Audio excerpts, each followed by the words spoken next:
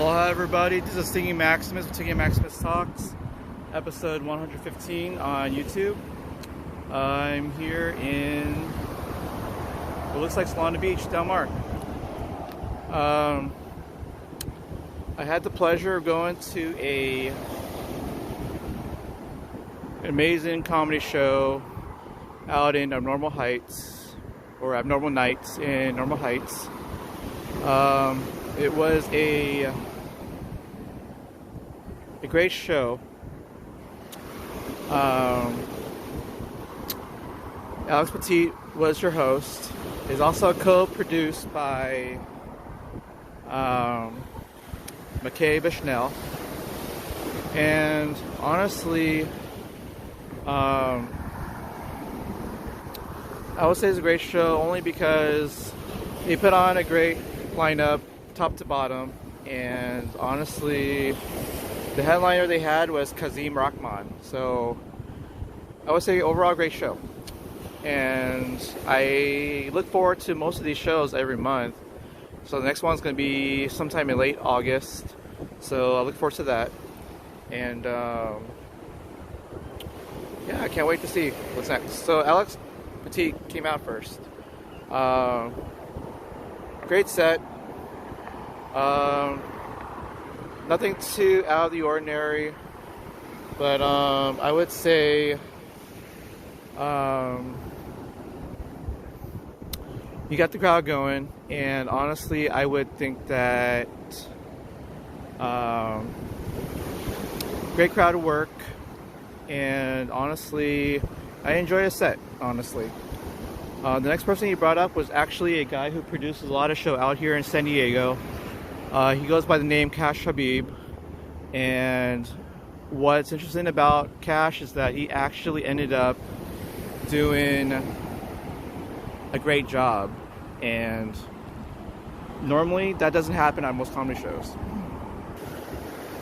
So normally what happens at a comedy show is you tend to build up the crowd. You start with maybe like an appetizer to like the main people around watching the show. The thing is, with Cash, he got one of the biggest pops of the night, and I would say for his comedy it was like a 9.9 out of 10. So I'm kind of glad that he went up, because like normally for most of the same material that he actually had, this crowd just ate up completely what he had to say. And honestly, it was probably one of the best sets of the night, which is kind of rare for someone to go right after the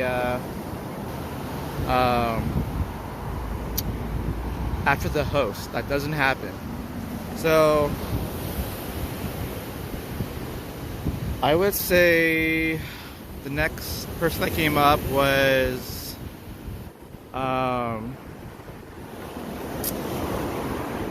Nick BK. I mean, I like Nick BK. He has some really good stuff though, and honestly, he tends to be a little dark sometimes, but overall great set.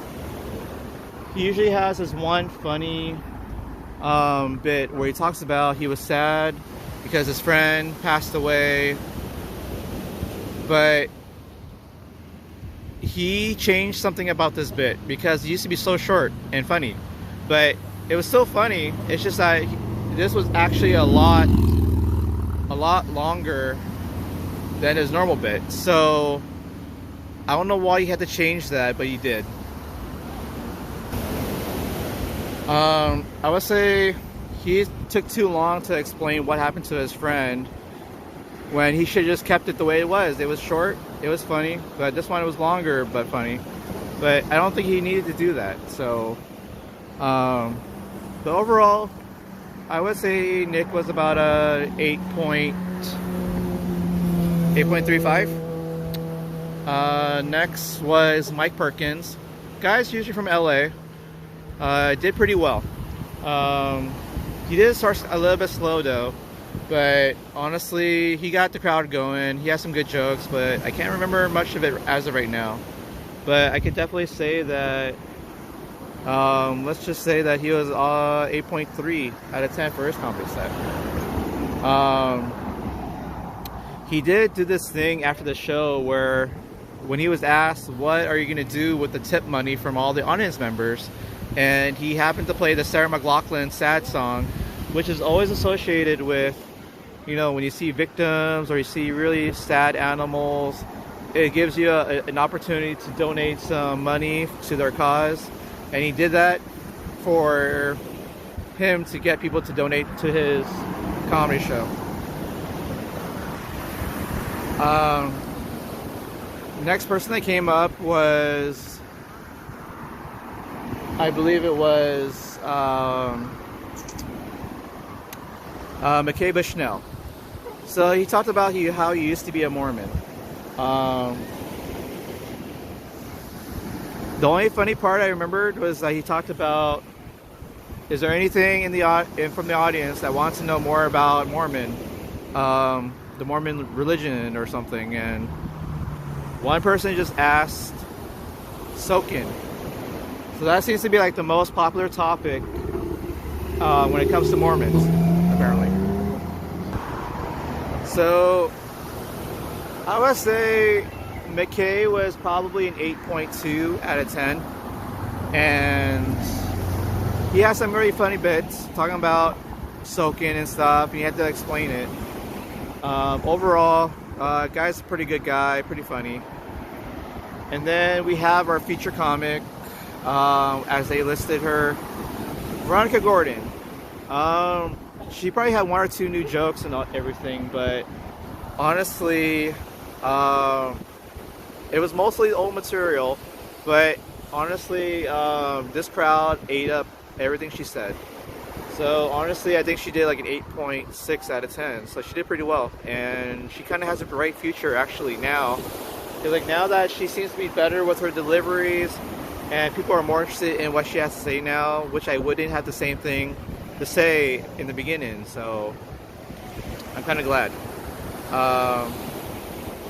So then you have your featured headliner, Kazeem Rahman. And honestly, I've seen him before at the Madhouse. Guy's super funny, did pretty well with the crowd, and he did again at this venue at Normal Nights.